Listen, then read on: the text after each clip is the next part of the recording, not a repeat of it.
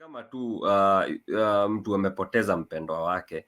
Sorry for using this example.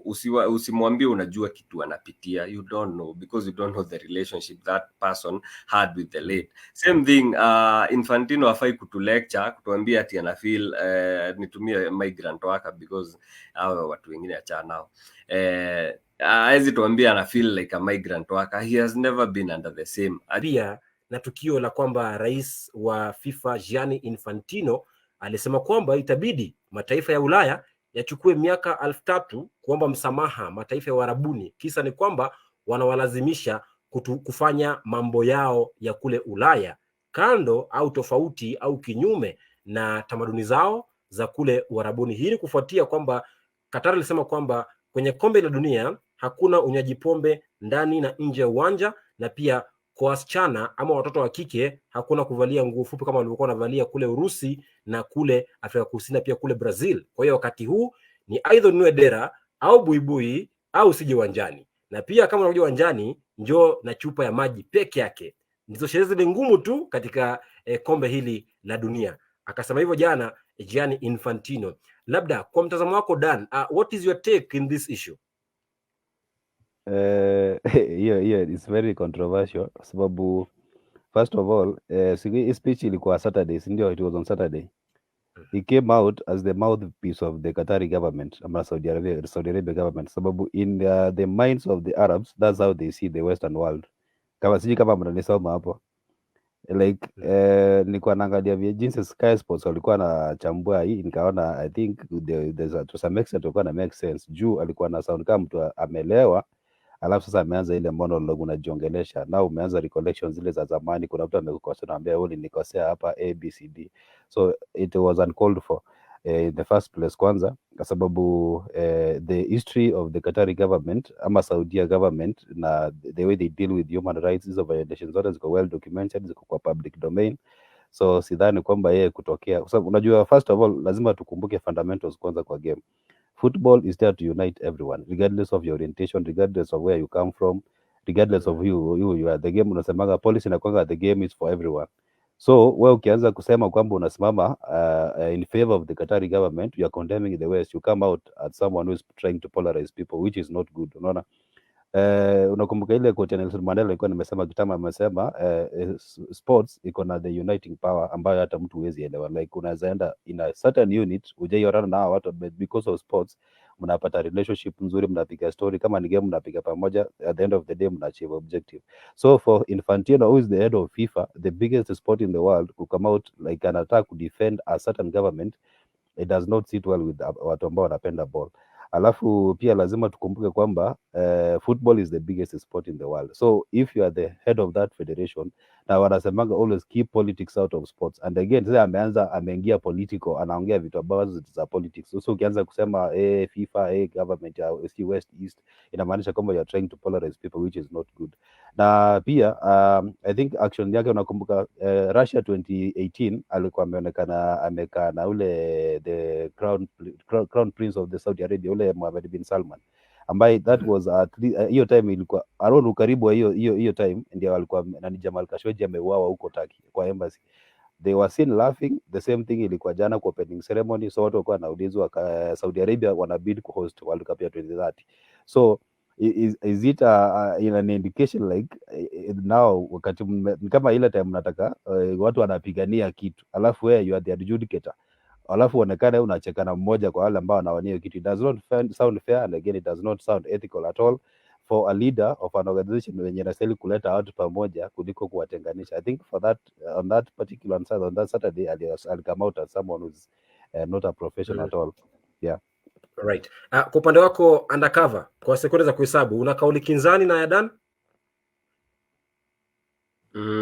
Naungana tu na kila kitu yenye amesema, but then nitaangazia part ya vitu alikuwa anasema, because alisema today I feel gay, today I feel as a woman, today I feel like a migrant worker, tonight I feel like all those stuff, like alitaja the marginalized group. Alafu kitu ilinikasirisha zaidi ni kusema those migrant workers wana benefit because they earn much less than they do in their country. So what do you mean? Like una justify whatever ina happen kule just because people are earning more than they are earning in their country. What about the people who died? Because kulikuwa na statistics, okay, sita quote because I might not be accurate, but inasemekana during the preparations of the World Cup, Qatar ndio tumepoteza watu wengi sana in the build up of the preparations for the World Cup.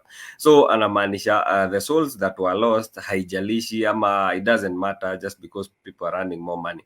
One thing is huwezi sema una feel kitu, ni kama tu mtu amepoteza mpendwa wake.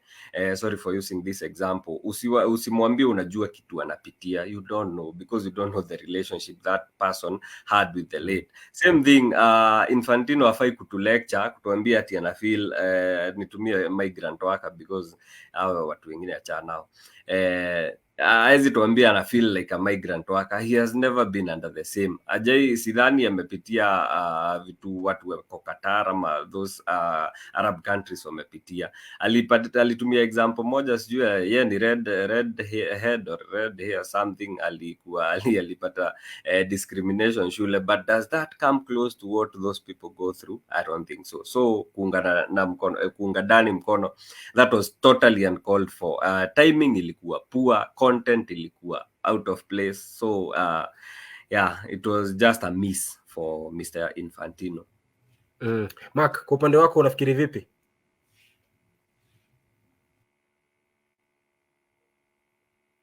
Ningetaka niseme kuhusu just a minute. Yeah, kwa upande wangu kitu ambacho ningependa niongelee ni kwamba nawaunga mkono completely undercover na Dan on what they're saying, but at the same time I feel alikuwa na point venye alikuwa nasema like Europe owes the rest of the world an apology in terms of for 3000 years Europe ndo wamekuwa kitunyanyasa, and then out of the blue wao ndo sasa wana call for human rights ati because of how the Middle East ama the Gulf region wamekuwa kitreat other people, kwa sababu hizo issues ni well documented. Hata ukigo back to story mingi hata zenye hazihusiani na Qatar, stories za Mohammed bin huyo MBS, huyo crown prince wa Saudi, na the things he did killing Jamal Khashoggi and things like that. Hizi vitu zote ni well documented, but Europeans waache kuwa hypocrites, kwa sababu chenye at the end of the day chenye Infantino alisema ni ukweli, but people don't want to relate to it, but much later ndo watakuja waone enyewe ni ukweli, but right now they won't admit it. There are some things that he said in that presser zenye sita get into detail into, but kwa sababu walisema venye kuko, sitakuwa surprised to one bit if within the next 1 year atakuwa shatimuliwa kutoka hiyo ofisi, because that's what usually happens when you say things that people know are true but hawataki kukubali ni ukweli. Sijui kama mnanielewa chenye najaribu kusema. So at the end of the day I'll agree with everything Infantino said by saying that waache kuwa hypocrites, kwa sababu they can't be the ones calling about human rights ati sijui one love nini, na wao wenyewe enzi za ukoloni and the likes ndo walikuwa wana advocate for things like watu kama watu wa France wanaenda huko juu Europe kuwa assimilated, and things before that the slave trade era and things like that. So what he said was spot on.